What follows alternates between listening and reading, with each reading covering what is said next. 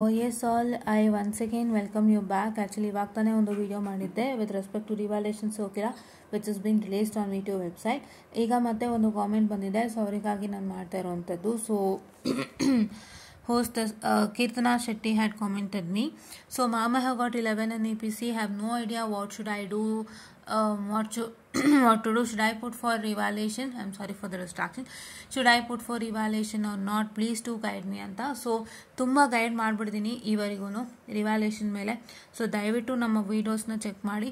The first thing I have to tell you and the second thing is that, so ಏನು ಅಂತ ಹೇಳಿದ್ರೆ, ನೀವು 11 ಬಂದಿದೆ ಅಲ್ವಾ, ನಿಮಗೆ ಫಸ್ಟು ಪ್ರಾಪರಾಗಿ ಬರ್ದಿದ್ದೀರೋ ಇಲ್ವೋ ಅಂತ ನಿಮ್ಗೆ ಐಡಿಯಾ ಇಲ್ಲ. ಅಂದರೆ I mean you are not telling about that. So ನೀವೇನು ಮಾಡಿದ್ರಿ, 11 ಬಂತು ಅಂತ ಸುಮ್ಮನೆ ಕೂತಿದ್ದೀರಾ. ಇದು ತಪ್ಪು, ಇದನ್ನೇ ನಾನು ಹೇಳೋದು ಮಾಡಬೇಡಿ ಅಂತ. ಈಗ 11 ಬಂದಿದೆ, ಸುಮ್ಮನೆ ಕೂತಿದ್ದೀರಾ. ಸೊ ನೀವು ಏನು ಮಾಡಬೇಕು ಮಾಡಬಾರ್ದು ಅಂತ ಗೊತ್ತಾಗದೆ ಕೂತಿದ್ದೀರಾ.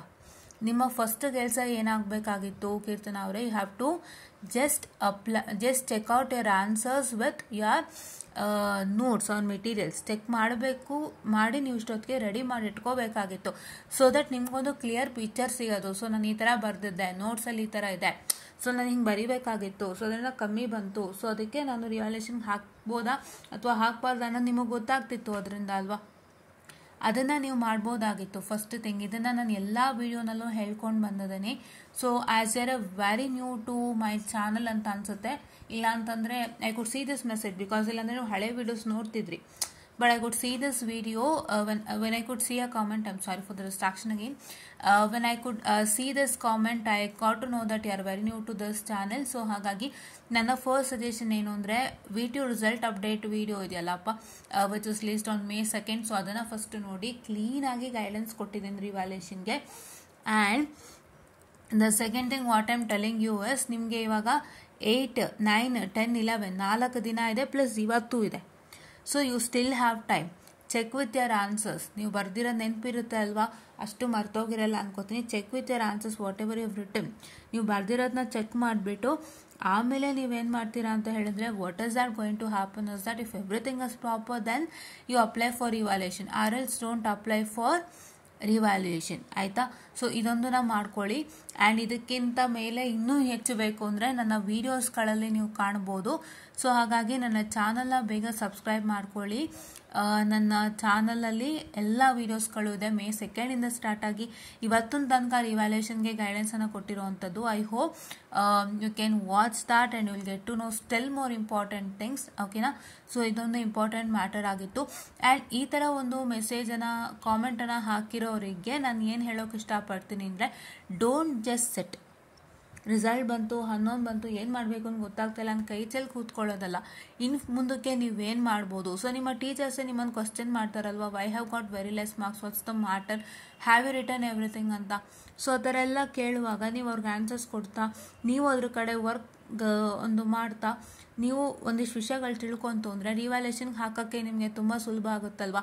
So don't just sit, simply try to do some of the things. ಆಯಿತಾ? ಆ ಪೀರಿಯಡಲ್ಲಿ ನೀವೇನು ಮಾಡಬೇಕು ನಾನು ಹೇಳಿದ್ದೀನಿ, ಮತ್ತೆ ಹೇಳಲ್ಲ. ಸೊ ಅದನ್ನು ನೀವು ಮಾಡ್ತಾ ಹೋಯ್ತು ಅಂದರೆ, ಸೊ ನೀವು ರಿವ್ಯಾಲ್ಯೂಷನ್ಗೆ ಹಾಕೋ ಸಮಯದಲ್ಲಿ you will be more confident and enough and will be having a clear picture whether I have to put for revaluation or not. ದಯವಿಟ್ಟು ಈ ಥರ ಕೂತ್ಕೋಬೇಡಿ. ಆಯಿತಾ? ಓಕೆ. ಸೊ ರಿವ್ಯಾಲ್ಯೂಷನ್ಗೆ ಹಾಕುವಂಥ ಪ್ರೊಸೀಜರ್ ಬಂದು, it is not just simply putting for revaluation and just sitting at home. You have to do lots and lots of works before. ಆಯಿತಾ? So work ಮಾಡಬೇಕಾಗುತ್ತೆ. ಯಾವ್ದಾದ್ರು ಒಂದು ಸಬ್ಜೆಕ್ಟಲ್ಲಿ ಇದಾಗಿತ್ತು ಅಂದಾಗ ನಿಮ್ಮ ಟೀಚರ್ಸ್ನ ಕೇಳಿ ನೀವು ಬರ್ದಿರೋಂಥ ಆನ್ಸರ್ಸ್ನ ಚೆಕ್ಔಟ್ ಮಾಡಿಸ್ಬೇಕಾಗುತ್ತೆ. ಎಲ್ಲವನ್ನು ಮಾಡಿಸಿ ನೀವು ಎಲ್ಲ ಪ್ರಾಪರ್ ಇತ್ತು ಇಲ್ಲ ಅಂತಂದಾಗ, ಸೊ ಆವಾಗ ನೀವು ರಿವ್ಯಾಲ್ಯೂಷನ್ಗೆ ಹಾಕ್ಬಾರ್ದು ಅನ್ನೋ ಕ್ಲಾರಿಟಿ ಬರುತ್ತೆ. ಇಷ್ಟೊಂದೆಲ್ಲ ನೀವು ಮಾಡಬೇಕಾಗುತ್ತೆ. So these are all the things you have to do in revaluation. It's not just simply applying and sitting at home. Or ನೀವು ಅಪ್ಲೈ ಮಾಡಿ ಕೂತ್ಕೊಳ್ತೀರಾ, ಫೇಲ್ಡ್ ಆಯ್ತು ಅಂದ್ರೆ ಏನು ಮಾಡ್ತೀರಾ, right? You can't even keep hopes on VTO.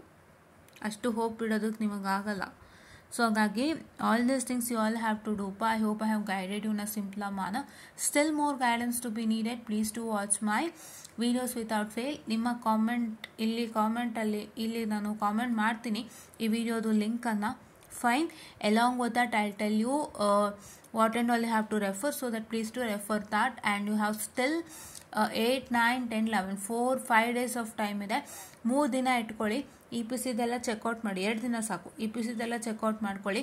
9th ನೀವು ರಿವ್ಯಾಲ್ಯೂಯೇಷನ್ಗೆ apply ಮಾಡಿ. If you are very much confident and if you know that I have written things correct.